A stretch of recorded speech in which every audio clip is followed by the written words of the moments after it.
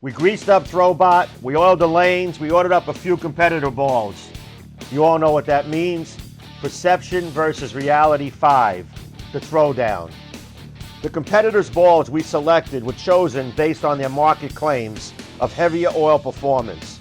We chose the Storm's Codex, Roto Grip's Halo, Hammer's Ripped Solid, Columbia's Savage, and the Motiv Trident Abyss.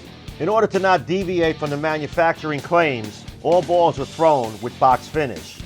The numbers I'm listing are final finish numbers. Conspiracy, 3,000. Codex, 3,000. Halo, 2,000. Ripped Solid, 2,000. Savage, 2,000. Trident Abyss, 2,000. With the use of ThroBot and Specto advanced ball tracking system, we are able to give an unbiased market comparison for today's high-performance bowling balls.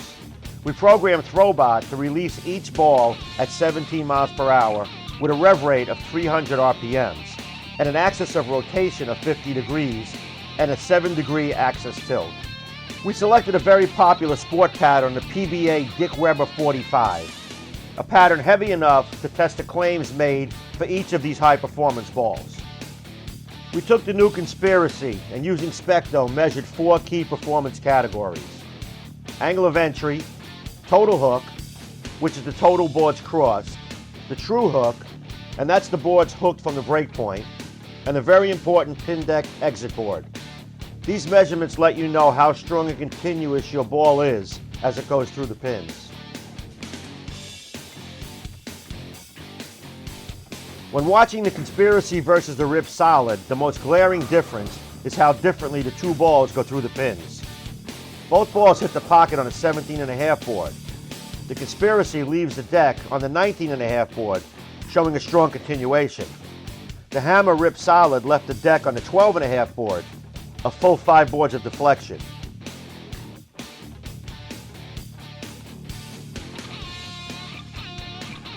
Next up is Storm's Codex. At first glance you see very little difference, but when you look at the numbers, you see the Codex had less entry angle, hooked about 2 boards less, and went off the pin deck on the 15th board, a full 4.5 boards of deflection compared to the Conspiracy. Looking at the comparison in the 4 categories, you see that the Conspiracy outperformed the Codex across the board.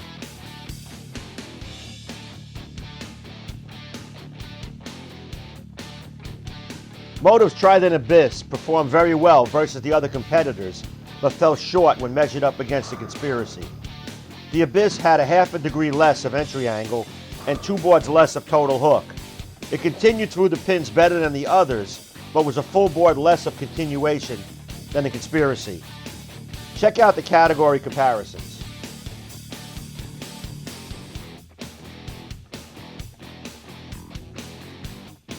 The formula for high strike percentage is a higher angle of entry and continuation through the pins.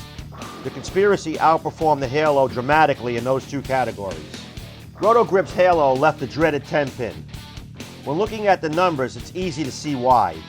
Less angle of entry, less boards crossed, and most dramatically was a deflection as it went through the pins.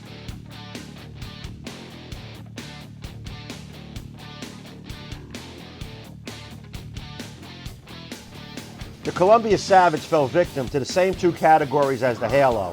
Not enough angle of entry and deflection through the pins. That's a recipe for a 10-pin.